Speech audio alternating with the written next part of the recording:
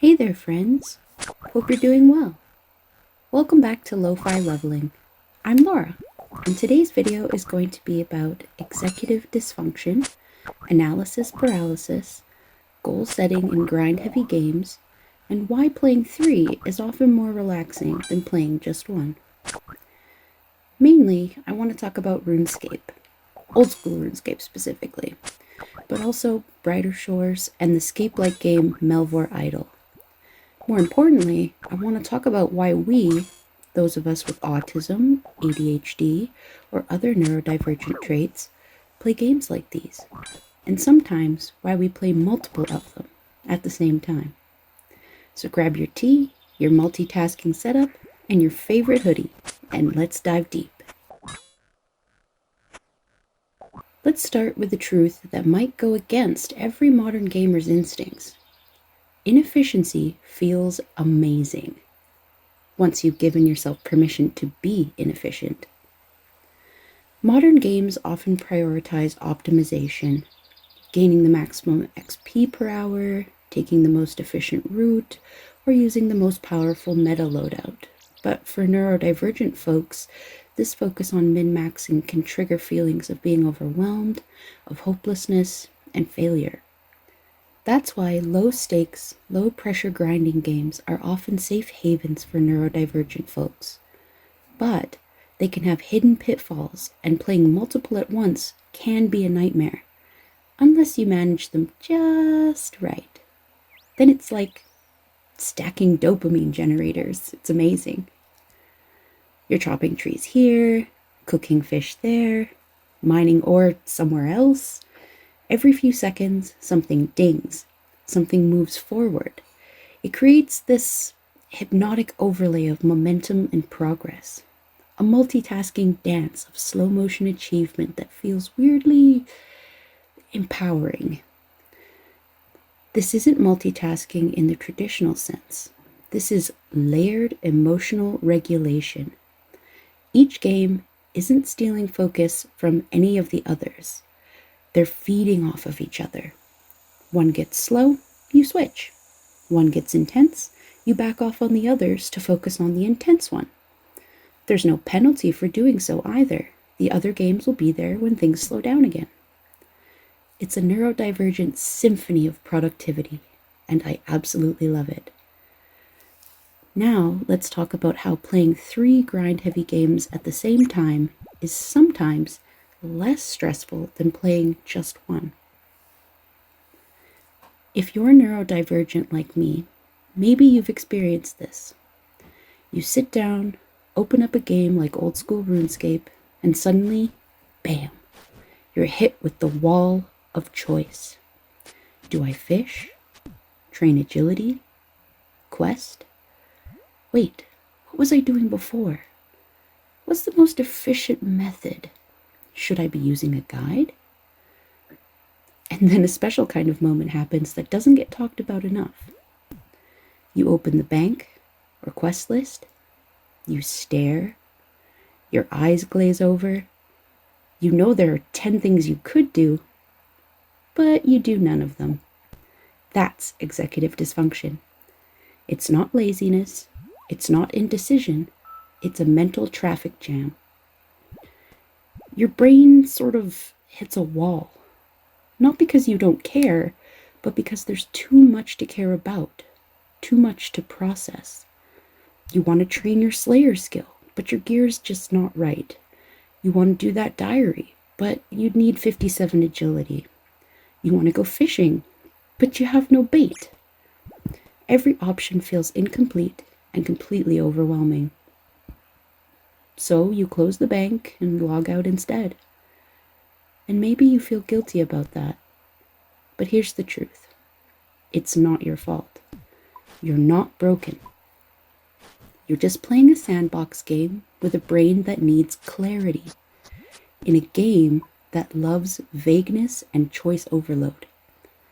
Executive dysfunction is not laziness. I have to repeat that. It's that analysis paralysis that hits when you want to do something, but just can't begin. It's your to-do list sitting untouched because starting the first task feels like walking through molasses. But here's where it gets weirdly wonderful. If you open multiple grinding games, let's say Old School RuneScape, Melvor Idle, and Brighter Shores, something changes. Because now, no single game holds all the pressure. You're not relying on one system to deliver all the satisfaction that you crave. You've got 3 gentle dopamine streams running alongside each other in tandem. This spreads out the pressure and makes the stakes feel lower in each. You get a kind of goal diffusion, which for a lot of us is a huge relief. You're still making progress, but nothing feels too heavy or urgent. If you lose momentum in one game, you pick it back up in another, and that keeps you moving forward, generating constant satisfaction. And because each game has its own rhythm, you end up rotating between them in a rhythm, based on how your attention is flowing. You're never failing by ignoring one game for a moment to focus on another. You're just letting your brain follow its natural path of curiosity. And that feels amazing. This setup taps into something really important for ADHD brains in particular: dopamine from momentum. Even if that momentum is low effort, even if it's just watching a bar fill or clicking a resource node over and over, you're still moving forward.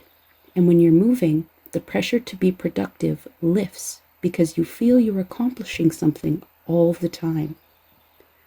It's not about multitasking in the hyper-productive sense.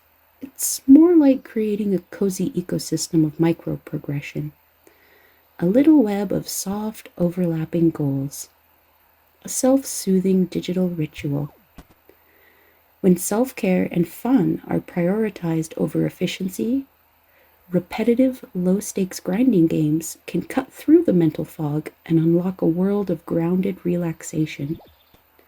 So, how do I actually juggle 3 grindy games at once without just melting into decision overload?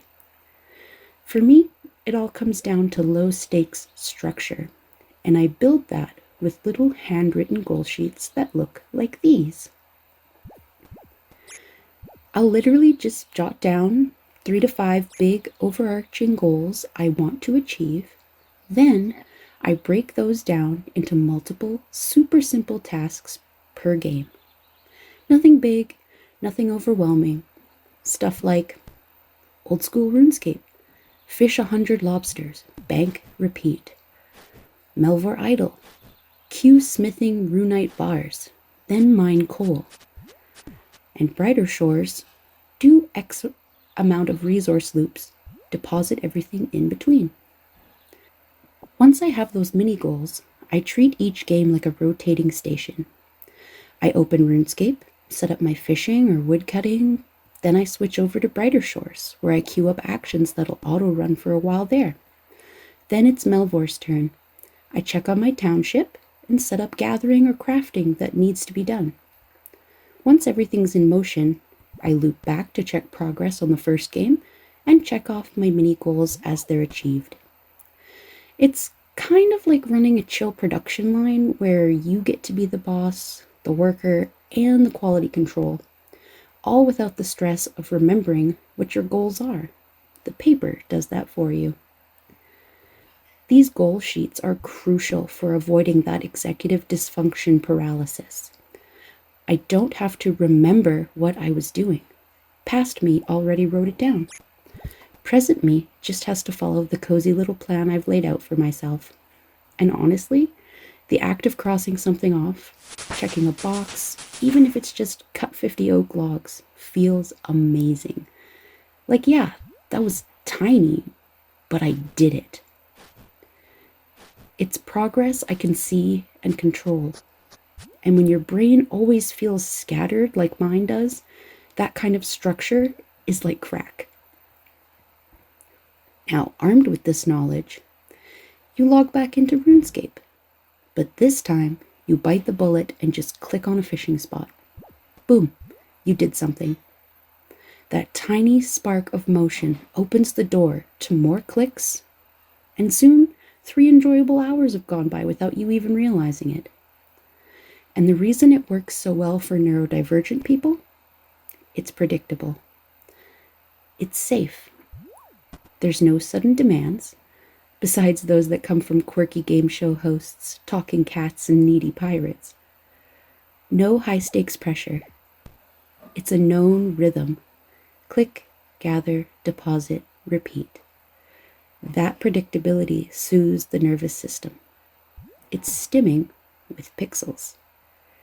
And that's kind of the magic of grind-heavy games, isn't it? Progress is slow but tangible.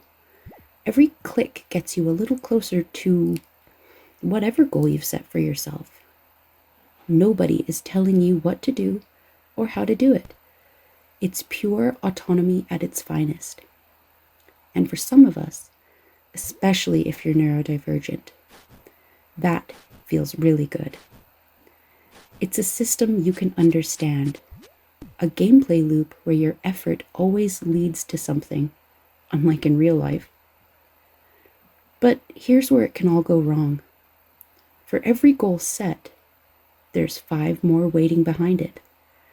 Suddenly, you're grinding GP for bonds, unlocking diaries, dungeon diving, mini-gaming, clue scrolling.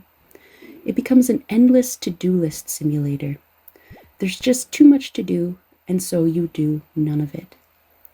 Sometimes, you still sit there at the bank, staring at your inventory, knowing you have 20 things you should be doing, but you can't start any of them. That's the part no one really talks about. The paralysis of too many goals. The guilt of wasting time if you do something inefficiently. The pressure to keep up with the meta or to do things right. And for a lot of us, again, especially if you've got ADHD, autism, depression, anxiety, that pressure is very real. It can turn a relaxing set of games into just another source of mental overload. And it begins innocently enough. First, you start watching guides. You learn what the best XP rates are, what the fastest way to train is, what content is deemed worth doing by Reddit. And it slowly starts to rewire how you play. Should I really be doing this? It's not that efficient. Or, I could be getting 80k XP per hour if I just did X instead of Y. Suddenly, things you once enjoyed feel wrong. You start replacing fun with optimal. And if your brain already struggles with perfectionism, burnout, or anxiety, now the games are just another pressure cooker waiting to explode. Something meant to relax you becomes another place where you're not doing enough. You know what's optimal. You've read the guides and watched the videos, but the actual doing, that's a mountain. You freeze in front of it, and you do nothing. And you know what? That's okay. That's where giving yourself permission to be inefficient and keeping goal lists short makes multi-gaming shine. The games let you be inefficient without punishment, so why should you punish yourself? The games are gently affirming. They say, "You're here? Cool. That's enough. But if you want to gain some progress, here are some suggestions." And those suggestions can be powerful in terms of motivation. Now, let's talk contrast within the sandbox genre of grinding games and why I play the ones I've mentioned. Brighter Shores is polished, friendly, and accessible, even though it's only in early access. But it's guided by skill-locked quests. It doesn't let you cut every tree you see, or fish in just any body of water, only specific ones, in specific places. It doesn't have the same loose, sandboxy feel that Old School RuneScape does. It's like someone's always holding your hand, which can be great for some players and suffocating to others.